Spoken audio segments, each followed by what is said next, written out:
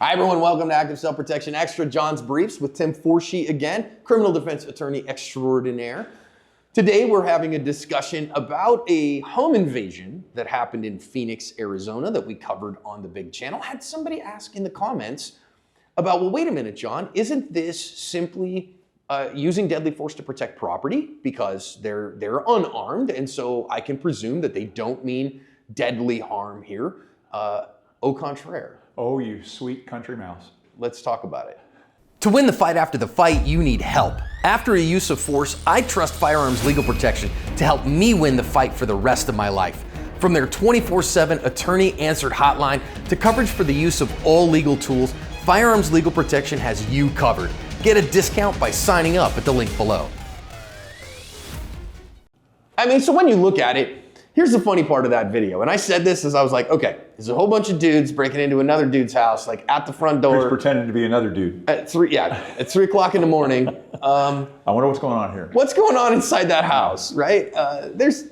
Which don't make it right or legal to break in. Yeah, but yeah. You got to wonder here what's going on. And I talk about this, a brief aside you'll bear with me on. The house that I lived in for 17 years. I remember I'm out walking the dog one morning, literally, and there's a whole bunch of cop cars around the other side of the block and a couple of news crews. Uh-oh. And I'm like, not good. Well, that's not a bad day. That's a bad day. What the heck happened here? So, I whip out the old Teleo phone, start, making a couple, hey, what's going on with this thing here? I get some inside baseball.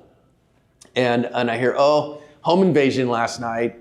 There's a dead guy inside that house. Boy. Oh no, the homeowner? Nope, not the homeowner. The home invader has assumed room temperature. Oh, okay, well, that's kind of interesting. So then the news crew's out there, and I was like, well, why is this, making that much news, and why are you even talking to people out here? And she said, well, so see, what happened was when the police showed up to help this guy scoop up the dead body, they found like 300 marijuana plants. Now, that's before Arizona had legalized recreational marijuana or medicinal marijuana. Thus the break-in. Thus the break-in. And that dude, they're like, he has no problems on the defensive use of deadly force. Like, we have no problems there, but he's going to catch some felonies for the grow house. Yep. Possession with intent to sell. Yeah. Possession with intent to distribute. So, and I was like, ooh, that's a bad day, right? Now, I don't know in this instance of what we're talking about if that's what's happening. If there's drugs, money, whatever. But I wonder. Yeah. Well, and again, I don't know that it's relevant to what we need to talk about, but I mean, the smell of poop draws flies. So, flush the toilet once in a while. I will say, if you were a good person and say, for instance, you have a whole bunch of guns in the house, or you have valuables that stay at your home, you keep cash on hand, you're one of those folks that's into precious metals, and so you keep a bunch of precious metals in the house, don't advertise that noise. Nope. You want to keep that to yourself. And also, I think, good security.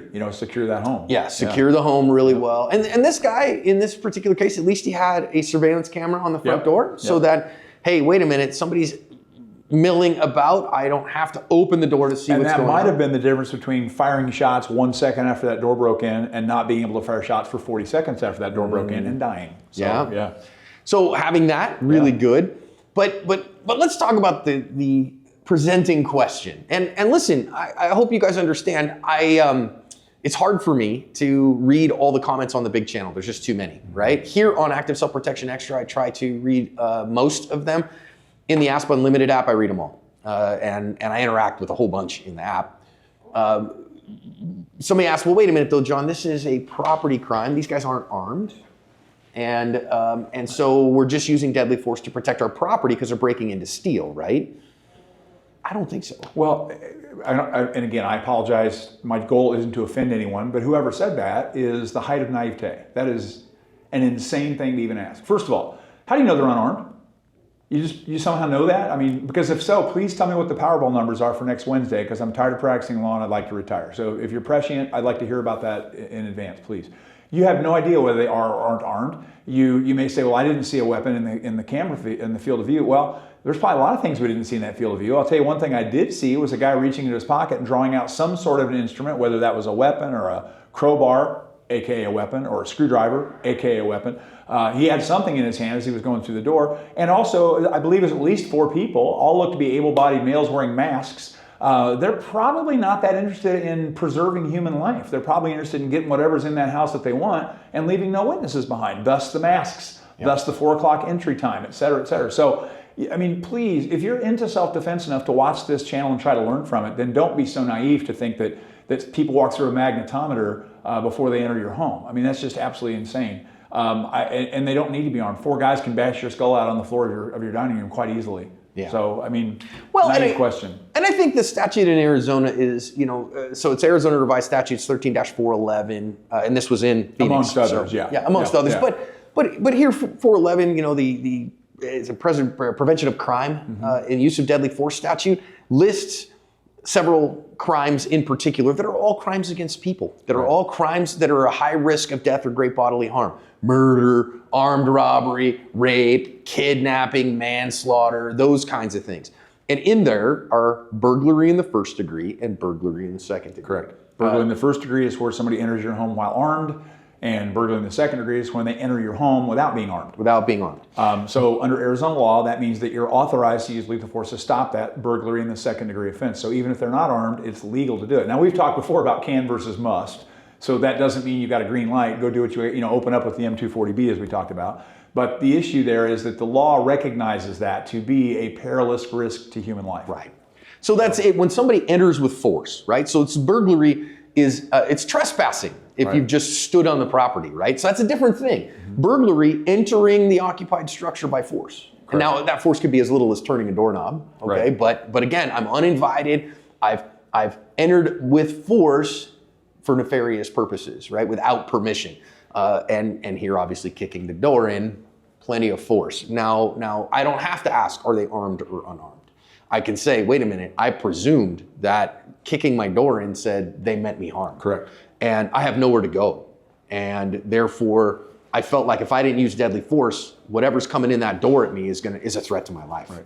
And those are all reasonable presumptions. And therefore, I really like Arizona's statute here, that I don't care whether it's burglary in the first degree or the second degree, deals with the perp on the back end and how much time and what class of felony they're dealing with. That's all I'm not a big fan of ARS 13411, which is the statute we're talking about. The term that a lot of lawyers use colloquially for that is we call it the vigilante statute, because it was written when Arizona was a territory, and it basically says if you see somebody doing this, you can kill them. That's probably a little bit blunt, but that's essentially what it says. And there's a couple of things. I mean, for instance, residential burglary, second degree, would be if you enter someone else's home with the intent to steal, and that includes the curtilages. So if you literally step into my driveway and steal my newspaper on a Sunday morning, this statute theoretically gives me the ability to shoot you for that. It says don't do that. Don't do that. One of the statutes is there's sexual assault and then sexual misconduct. And in Arizona, under the sexual misconduct umbrella, is statutory rape. So this statute literally says that if you find your 17-year-old daughter having sex with her 18-year-old boyfriend, you can shoot him. So I'm not a big fan of 411 is subject to a lot of misinterpretation and problems, which is why we call it the vigilante statute. That said, there are certainly aspects to it that we should learn from and that we should use to govern our behavior, and that's what we're talking about today. So we're not throwing this lovely blanket over that entire statute saying, read this, memorize it, laminate it, put it in your cape, and go out there and solve crimes, Batman. Right. No, please don't do that. Don't do that. Yeah.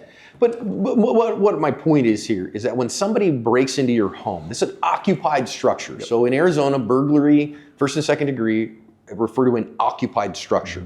Okay.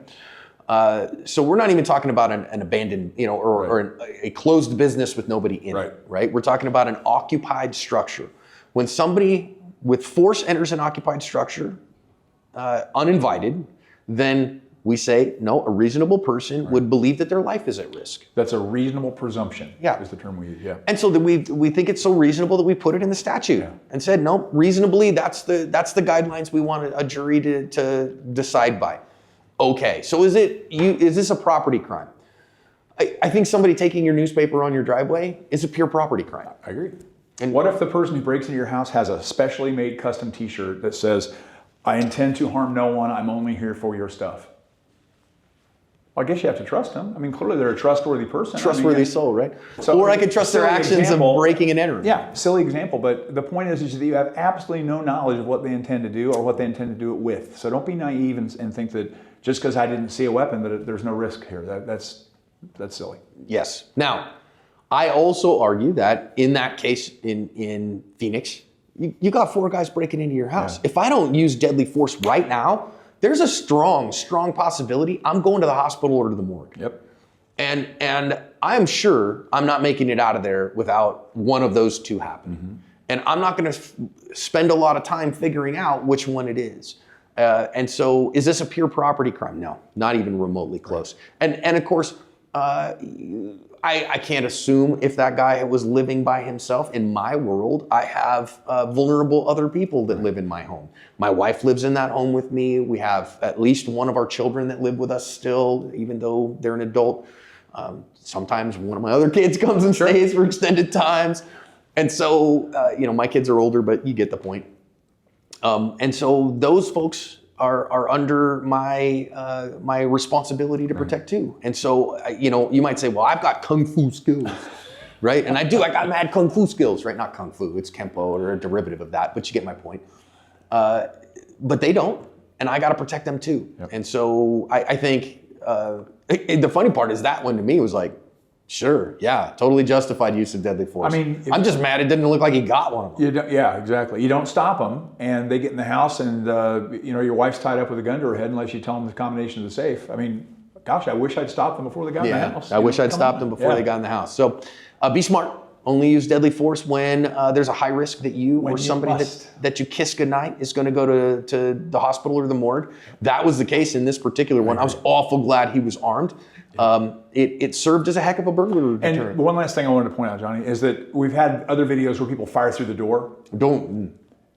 I think these shots were fired through the door, but after the door had been bashed in. Yes. Right. So that's a whole precipitating event that we don't worry about firing through the door. That's not what happened here. The person made entry into the house and shots were fired. I don't care if they went through a window, a door jam. I think that was the appropriate decision at that moment. While the door is intact, while the structure is intact, I would let that structural intact be my margins to call 911 to see if I can get some help on the way. To holler and scream, stay out of my house, I have a gun, I'll defend myself, the cops are on the way. And that's all on the tape, but then once that door gets broken in, now I don't have a barrier. I don't have any protection. One of the greatest gifts I ever gave to my family, I think, was that I had a client who was an outstanding welder, and instead of charging him a fee, he came and put security doors on my house. And they're just fantastically built. Randall, thanks again if you're watching this. Fantastically built, secure doors, and it would take the 82nd Airborne to kick those doors in. And so this is a fear. I mean, again, I take home security more seriously perhaps than some, but you're not getting through that door without a vehicle coming through it. So doesn't have to be much. 3-inch case hardened screws all the way through the fascia board into the 2x4s. Will keep all but Terry Tate office linebacker out of the house. And that's going to take 3 hits. A steel security door, a security screen door will keep any but the worst of the worst out of there, unless they brought their own Bearcat, probably not going to get in. And maybe they choose somebody else. So not a property crime. But again, the rule's the same. It's just so funny is we still have to make these videos every week, Tim. But the rules are relatively simple. People always say, well, it seems like you say the same thing every time. Yep. It's a clue. Message. Sorry. Take it to heart, everybody. Hope it helps. Be safe. Beautiful. Download the Asp Unlimited app for all the content you love from active self-protection and more with no interference from YouTube. No ads, no age gates, exclusive videos, seminars, classes, and more on iOS, Android, Apple TV, Roku, Amazon Fire, and Android TV. Hit the link in the description or download Asp Unlimited from your app store today.